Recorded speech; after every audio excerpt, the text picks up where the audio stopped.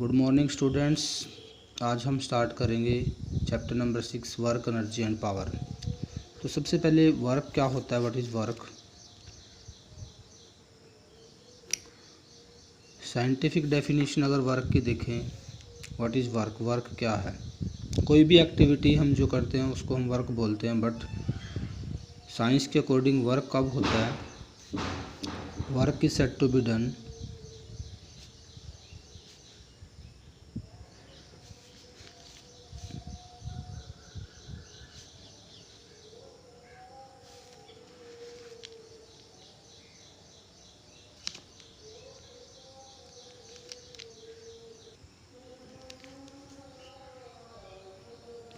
by a force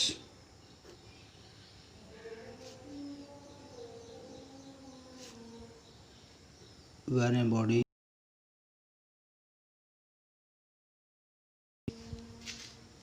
is displaced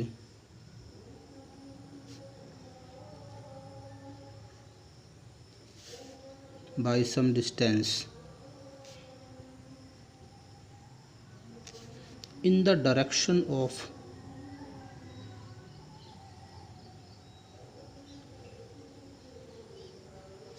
force.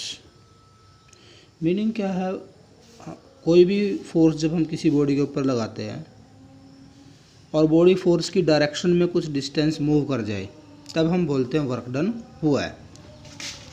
Simple सी definition है work की, work is said to be done by a force when a body is displaced by some distance in the direction of force.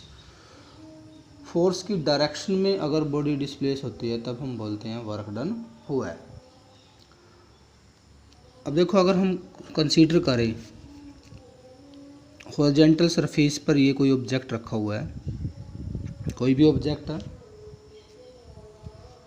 और horizontal के साथ कुछ direction में हम force लगाते हैं एफ। ये फोर्स लगाया हमने हॉरिजॉन्टल डायरेक्शन, मान लो एंगल जो है ये थीटा है, थीटा एंगल पर हमने फोर्स लगाया है और बॉडी जो है कुछ डिस्टेंस जो है हॉरिजॉन्टल डायरेक्शन में मूव कर जाती है, तब हम वर्क डन कैसे निकालेंगे। मान लो ये जो डिस्प्लेसमेंट हुआ है, ये एस डिस्प्लेसमेंट हुआ है, यहाँ पर ये डिस्प्लेसमेंट जो है ये कितना है एस। तो फोर्स का कंपोनेंट हमें निकालना पड़ेगा। सबसे पहले फोर्स का एक कंपोनेंट इधर आएगा एफ एक्स, और एक कंपोनेंट वर्टिकल डायरेक्शन में आएगा एफ वाई। एफ एक्स जो आएगा this is equal to F cos theta, resolution of vectors का यूज़ कर सकते हैं, और एफ वाई वर्टिकल कंपोनेंट जो फोर्स का है वो कितना आएगा एफ साइन थीटा आएगा। ट्राइंगल बना सकते हो यहाँ से। तो हमें हॉरिजॉन्टल कंपोनेंट चाहिए जो डिस्प्लेसमेंट की डायरेक्शन में आएगा, जिधर ऑब्जेक्ट मूव किया है उसी डायरेक्शन में फोर्स का कंपोनेंट निकालना पड़ेगा। तो वर्क डन जो आएगा, work this is equal to force का हमें वो कंपोनेंट लेना है जो डिस्प्लेसमेंट की डायरेक्शन में है, तो एफ कोस थीटा, और डिस्प्लेसमेंट या डिस्टेंस कितना मूव हुआ है एस मूव हुआ है, तो वर्क डन आ जाएगा एफ एक्स,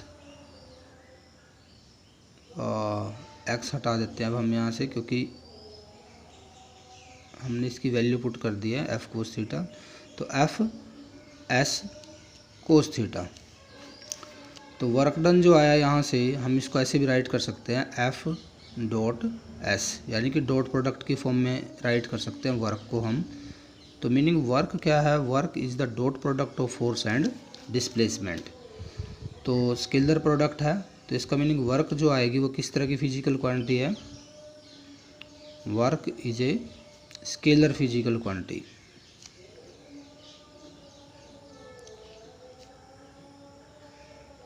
वर्क एक स्केलर फिजिकल क्वांटिटी है। साथ में हम वर्क का जो है डायमेंशनल फार्मूला निकालेंगे, dimensional formula, dimensional formula for work. देखो, डायमेंशनल फार्मूला अगर हमें वर्क का निकालना है, फोर्स का डायमेंशनल फार्मूला हमारे पास है m की पावर 1, l की पावर 1, t की पावर -2, और डिस्टेंस या डिस्प्लेसमेंट के लिए हमारे पास फार्मूला होता है m0 L1 T0। तो इसको कंबाइन कर देंगे तो हमारे पास डायमेंशनल फार्मूला आ जाएगा m की पावर 1, l की पावर 1 ये और 1 यहाँ पे, तो l की पावर कितना हो जाएगा 2 और t की पावर -2। तो ये वर्क का डायमेंशनल फार्मूला हमारे पास आ जाएगा। तो वर्क जो होता है सिंपली वर्क फोर्स और डिस्प्लेसमेंट की डॉट प्रोडक्ट को हम क्या बोलते हैं, वर्क। एक स्केलर क्वांटिटी है। अब हम यूनिट की बात करते हैं, वर्क की यूनिट क्या आएगी, और साथ में हम इसको कंपोनेंट्स में भी जो है कंपोनेंट्स की फॉर्म में भी कर सकते हैं। तो यूनिट जो होती है वर्क की, यूनिट SI यूनिट जो है वर्क की, SI यूनिट होती है जूल। अब 1 जूल को हम डिफाइन करें, अगर वर्क को 1 जूल कब बोलेंगे हम, तो 1 जूल जो आएगा तो फोर्स डेफिनेशन यूज करेंगे। फोर्स अगर हम कितना लगाते हैं 1 न्यूटन का, और बॉडी कितना डिस्प्लेस होती है 1 मीटर डिस्प्लेस होते हैं in the direction of force. तो 1 जूल जो आएगा this is equal to 1 newton metre. तो work done by a force is said to be work done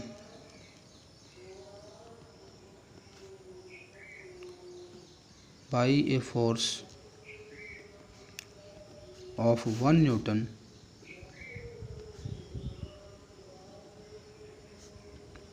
is said to be 1 joule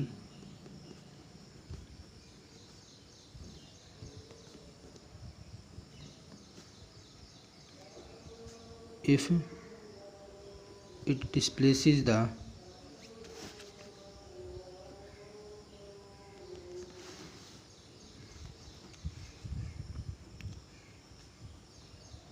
body through 1 meter distance in its own direction। Meaning क्या, work done जो है उसको हम 1 joule कब बोलेंगे, जब 1 Newton का फोर्स किसी बॉडी को 1 मीटर डिस्टेंस तक मूव करवाता है अपने ही डायरेक्शन में, यानी कि फोर्स की डायरेक्शन में ही कितना डिस्प्लेस करवाता है 1 मीटर। तब हम बोलते हैं वर्क डन जो आया वो वर्क डन कितना आएगा 1 जूल होगा। ऐसे ही ये तो थी हमारी SI यूनिट। अब हम करते हैं CGS यूनिट क्या होगी वर्क की, CGS unit of work.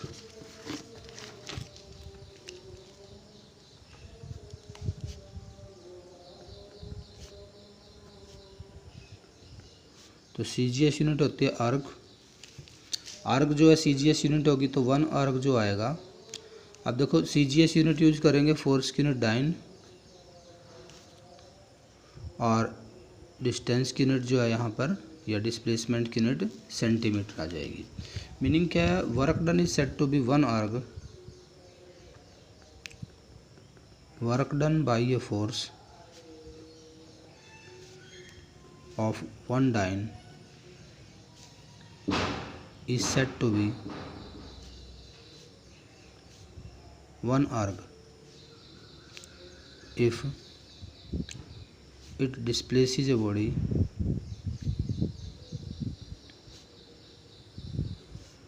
through 1 centimeter distance in its own direction।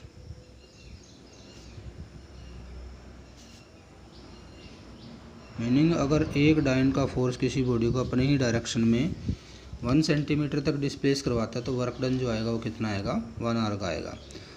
अब अगर रिलेशन देखें, रिलेशन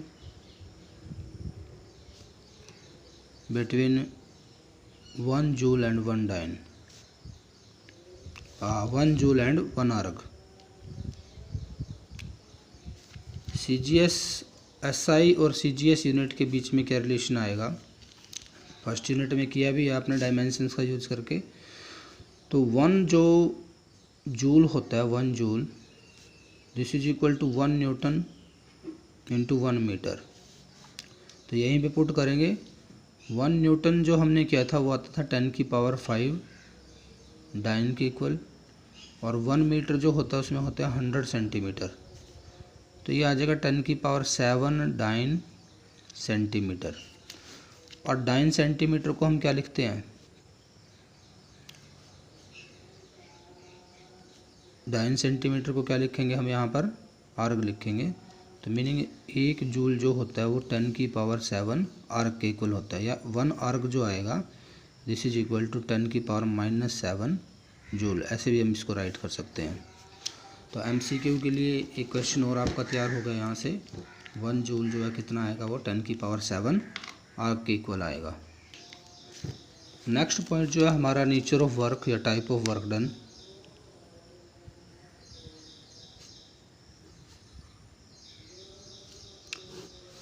या टाइप ऑफ वर्क भी बोलते हैं हम इसको।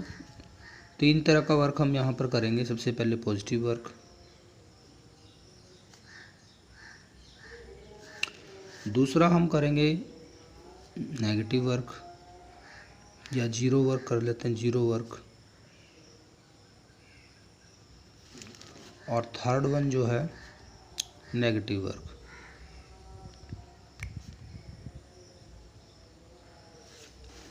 तो ये जो वर्क है ये पॉजिटिव कब होगा, जीरो कब होगा, नेगेटिव कब होगा, और डिस्टेंस की डायरेक्शन के ऊपर बेस्ड करेंगे। तो सबसे पहले पॉजिटिव वर्क। पॉजिटिव वर्क क्या होगा,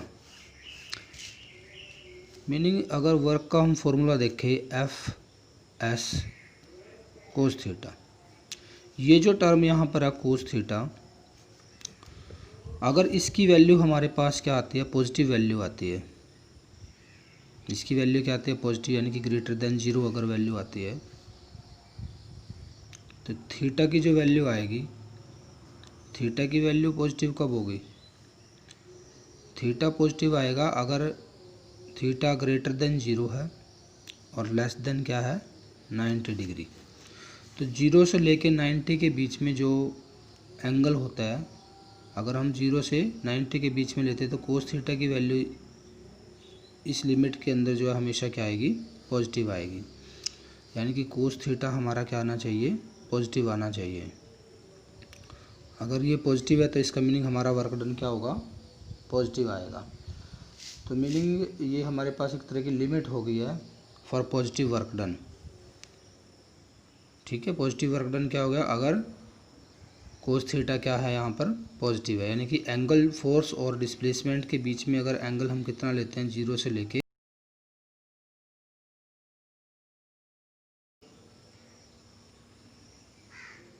0 भी हो सकता है, क्योंकि कोस 0 की वैल्यू 1 होती है हमारी। तो ये अगर हम लिमिट लगा दें यहाँ पर तो वर्क डन जो आएगा हमारा वो क्या आएगा, पॉजिटिव वर्क डन आएगा।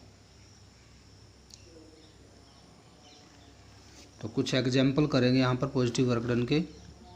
तो पॉजिटिव वर्क के जो हमारे पास एग्जाम्पल है, अगर कोई भी बॉडी उसके ऊपर हम फोर्स लगाते हैं F और वो फोर्स की डायरेक्शन में डिस्प्लेस हो जाए, इधर डिस्प्लेस हो जाए फोर्स की डायरेक्शन में, तो थीटा यहाँ पर कितना हो जाएगा, 0, और वर्क डन जो आएगा FS कोस 0, तो वर्क हमारे पास क्या आएगा, F×S, पॉजिटिव वर्क आएगा। तो मीनिंग क्या है, जहाँ पर भी हम फोर्स लगाते हैं और फोर्स लगाने से बॉडी फोर्स की डायरेक्शन में डिस्प्लेस होती है, तो वहाँ पे वर्क डन क्या आएगा, पॉजिटिव। जैसे गैस, कोई भी सिलेंडर लेते हैं हम, सिलेंडर, और उसके अंदर गैस फिलअप है और उसके अंदर एक मूवेबल पिस्टन लगा हुआ है और गैस को एक्सपैंड होने देते हैं। एक्सपैंड हो गई तो पिस्टन के ऊपर फोर्स लगाएगी ये, और पिस्टन कहाँ मूव करेगा, बाहर की तरफ मूव करेगा जिस डायरेक्शन में फोर्स लगेगी। तो यहाँ पे जो गैस का एक्सपेंशन हो रहा है उसकी वजह से जो वर्क डन आया है, ये वर्क डन कैसा आएगा, पॉजिटिव वर्क डन आएगा।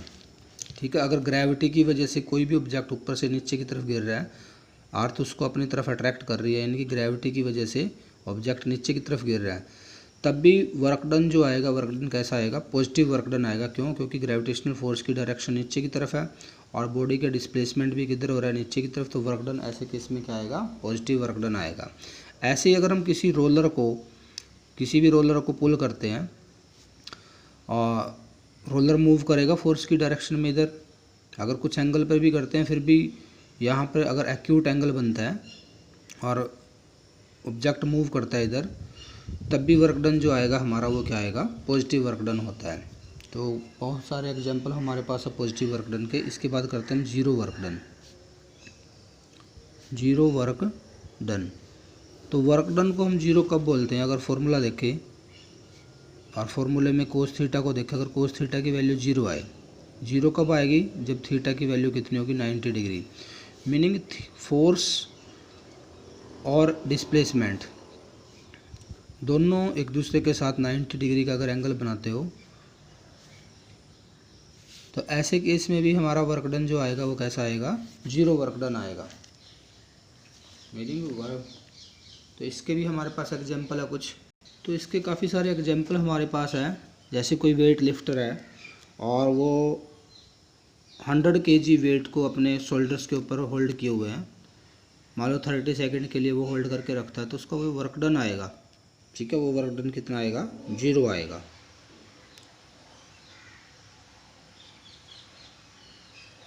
और जब कुली अपने हेड पर वेट उठा करके हॉरिजॉन्टल सरफेस पर मूव करता है तब भी वर्क डन जो होता है वो जीरो होता है। तो और भी काफ़ी सारे एग्जाम्पल आप कर सकते हो जीरो वर्क डन के। तो नेक्स्ट टाइप का वर्क का जो होता है नेगेटिव वर्क।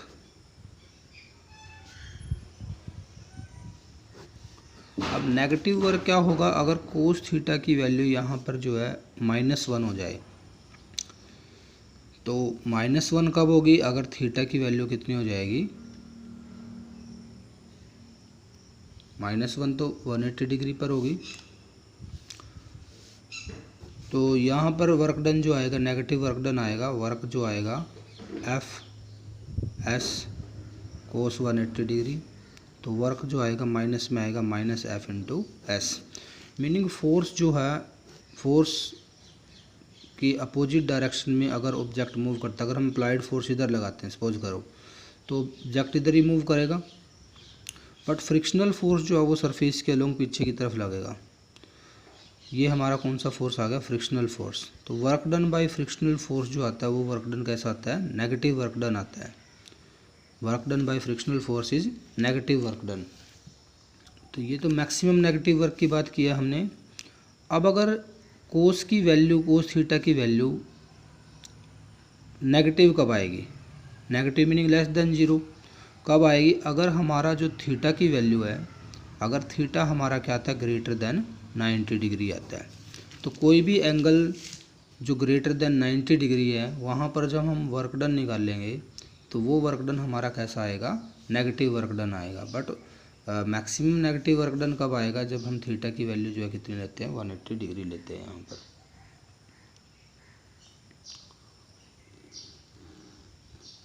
तो इसके भी एग्जाम्पल है।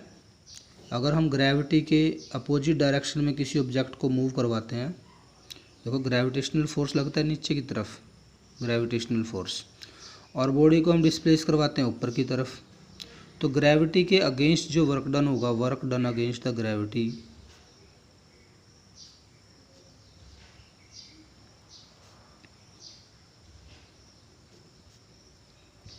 Is negative work. कैसा वर्क होगा? नेगेटिव वर्क आएगा हमारे पास, क्योंकि फोर्स लगा हुआ है नीचे की तरफ, डिस्प्लेसमेंट ऊपर, तो एंगल कितना आ गया? 180 डिग्री। व्हीकल मूव कर रहा है और हम लोग ब्रेक अप्लाई करते हैं तब भी वर्क डन जो होता है हमारा वो नेगेटिव वर्क डन होता है।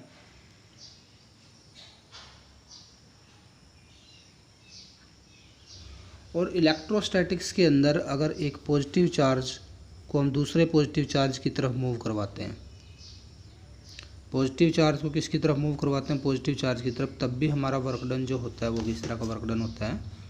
नेगेटिव वर्क डन होता है। तो बहुत सारे एग्जाम्पल कर सकते हैं हम नेगेटिव वर्क के भी। तो नेक्स्ट टॉपिक हमारा है work done by a variable force. तो डेली लाइफ में कांस्टेंट फोर्स बहुत कम होते हैं, हम ज़्यादातर वेरिएबल फोर्स ही अप्लाई करते हैं। तो जब वेरिएबल फोर्स किसी ऑब्जेक्ट के ऊपर लगता है, वेरिएबल मीनिंग जो फोर्स चेंज हो रहा है, जिसका मैग्नीट्यूड चेंज हो रहा है, ऐसे फोर्स को क्या बोलते हैं? Variable force. तो वेरिएबल फोर्स अगर किसी ऑब्जेक्ट के ऊपर लगेगा तो कितना टोटल वर्क डन आएगा? अब अगर मैं सपोज करूँ फोर्स जो है वो फंक्शन है किसका? डिस्टेंस का। अगर मैं फोर्स को डिस्टेंस या डिस्प्लेसमेंट का फंक्शन कंसीडर करता हूँ, भी डिस्टेंस के साथ जो है फोर्स की वैल्यू जैसे जैसे ऑब्जेक्ट मूव करेगा तो उसके ऊपर जो फोर्स लगा हुआ वो भी क्या करेगा? वेरी करता है। तो इसका मीनिंग फोर्स जो है किसका फंक्शन हो गया, डिस्प्लेसमेंट का। और हम ऑब्जेक्ट को स्मॉल डिस्प्लेस करवाते हैं, dx डिस्प्लेस करवाते हैं, तो वर्क डन कितना आएगा, स्मॉल आएगा। और अगर यहाँ पर हम कुछ लिमिट लगा दें भी, हम ऑब्जेक्ट को इनिशियल पोजीशन xi से मूव करवाते हैं फाइनल पोजीशन xf तक। xi क्या है यहाँ पर, इनिशियल पोजीशन, और xf जो है ये क्या है यहाँ पे, x एक्सिस के लॉन्ग फाइनल पोजीशन है, किसी भी ऑब्जेक्ट की फाइनल पोजीशन है। तो हमारा जो वर्क डन आएगा, टोटल वर्क डन क्या आएगा, अब हमें इसका इंटीग्रेशन करना पड़ेगा इनिशियल पोजीशन से लेके फाइनल पोजीशन तक। fx का हमें क्या करना पड़ेगा, इंटीग्रेशन करना पड़ेगा, या ग्राफिकल मेथड से भी हम इसको कर सकते हैं। अगर हम यहाँ पे ग्राफ प्लॉट करते हैं और इस ग्राफ में इधर हम लेते हैं पोजीशन और इधर हम लेते हैं वेरिएबल फोर्स f, और फोर्स वेरी करता है हमारा, इस तरह से वेरी करता है। ये हमारी इनिशियल पोजीशन है xi, तब हमारा फोर्स जो था ये f लगा हुआ है, यहाँ पे फोर्स लगा हुआ है, और फाइनली हम उसको यहाँ तक मूव करवाते हैं। सपोज करो ये हमारी पोजीशन है xf, तो इस दौरान जो देखो फोर्स वेरी कर रहा है, फोर्स क्या हो रहा है, चेंज हो रहा है। तो वर्क डन क्या आएगा, ऐसे में वर्क डन निकालने के लिए हम यहाँ पे स्मॉल टाइम के लिए हम कंसीडर करेंगे, दो पोजीशन कंसीडर करेंगे, जिसके लिए हमारा नेट जो डिस्प्लेसमेंट है, this displacement is very small displacement, delta x small displacement है। और इस स्मॉल डिस्प्लेसमेंट के लिए हमारा जो फोर्स है, हम ये कंसीडर करते हैं फोर्स यहाँ पर क्या रहता है, हमारा कांस्टेंट रहता है। स्मॉल डिस्प्लेसमेंट के वेरी स्मॉल डिस्प्लेसमेंट, फोर्स क्या है यहाँ पर, फोर्स की वैल्यू सेम है। तो ऐसे में हमारा जो वर्क डन आएगा, वर्क डन जो आएगा स्मॉल डेल्टा W जो आएगा, small work done, this is equal to force into में क्या आ जाएगा, डिस्प्लेसमेंट आ जाएगा हमारा डेल्टा एक्स। बट अगर हमें यहाँ से लेके यहाँ तक का वर्क डन निकालना है, इनिशियल पोजीशन से लेके उसकी फाइनल पोजीशन तक, तो इन बिटवीन हम स्मॉल डिस्प्लेसमेंट अगर कंसीडर करें, और उन सभी ये रेक्टेंगुलर स्ट्रिप जो बनेगी हमारी, देखो रेक्टेंगुलर स्ट्रिप बनी, और इन सब को ऐड कर दे अगर हम, ठीक है, तो एक तरह से ये क्या आ गया, एरिया अंडर द ग्राफ निकाल लिया। ये हमारी वैल्यू आ गई f और ये आ गया डेल्टा एक्स। तो अगर हम f की डेल्टा एक्स से मल्टीप्लाई करते हैं, यानी कि लेंथ की अगर हम ब्रेड्थ के साथ मल्टीप्लाई करते हैं, तो ये क्या आ गया, हमारा एरिया आ जाएगा इस रेक्टेंगुलर स्ट्रिप का। ऐसे ही हम अगर xi से लेके xf तक हम सभी स्ट्रिप्स को ऐड कर दें, सबको क्या कर दे, ऐड, तो f इंटू डेल्टा एक्स। और कंडीशन क्या है हमारी, इनिशियल पोजीशन हमारी है xi से लेके हम कहाँ तक इनको ऐड करेंगे, xf तक, तब भी हमारा क्या आ जाएगा, वर्क डन आ जाएगा। तो वर्क डन निकालने के लिए हमें एरिया अंडर द ग्राफ जो आया, फोर्स और जो हमारी पोजीशन का जो ग्राफ आया है, उसका अगर हम क्या निकाल दे, एरिया निकाल दे, तो हम वर्क डन भी फाइंड आउट कर सकते हैं। तो NCERT में ये एक प्रॉब्लम गिवन है इससे related, a woman pushes a trunk on a railway platform which has a rough surface, यानी कि सरफेस कैसा है, रफ सरफेस है। She applies a force of 100 newton over a distance of 10 metre. Meaning क्या है, अगर ग्राफ बनाए यहाँ पर, इधर फोर्स और इधर डिस्टेंस ले हम, तो 100 न्यूटन का फोर्स लगाया उसने, और कब तक लगाया, 10 मीटर तक। 10 मीटर तक उसने क्या लगाया, 100 न्यूटन का फोर्स लगाया। तो ये ग्राफ बन गया हमारे पास, रेक्टेंगल बन गया ABCD।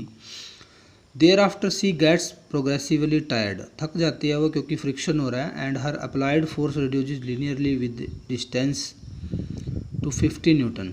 यानी कि 10 मीटर के बाद जब वो 10 मीटर और मूव करती है, तो उसका जो फोर्स है वो रिड्यूस हो जाता है, धीरे धीरे रिड्यूस हो जाता है। देखो फोर्स को रिड्यूस किया हुआ है, और रिड्यूस होकर कितना रह जाता है, 50 न्यूटन का रह जाता है। ई पॉइंट पर 50 न्यूटन रह जाता है जब वो कितना डिस्टेंस ट्रैवल करती है, टोटल 20 मीटर का, यानी कि 10 मीटर और चलती है आगे डी से। तो 20 मीटर के बाद उसका फोर्स जो है कितना रह जाता है, 50 न्यूटन।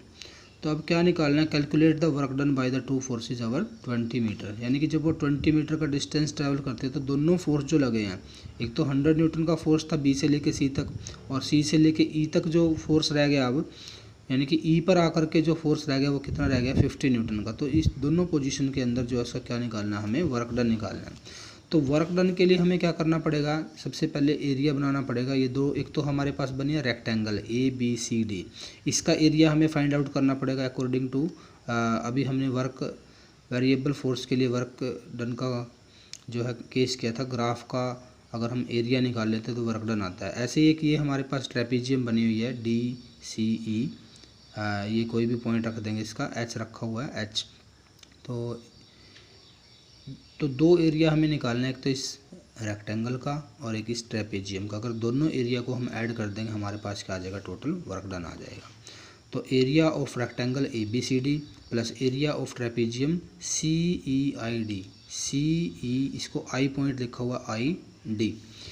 तो यहाँ पे आएगा रेक्टेंगल का एरिया होता है लेंथ इंटू ब्रेड्थ, तो लेंथ इसकी है 100 फोर्स है और ब्रेड्थ जो है ये हमारे पास है 10, तो 100 इंटू 10, ये तो आ गया रेक्टेंगल का एरिया।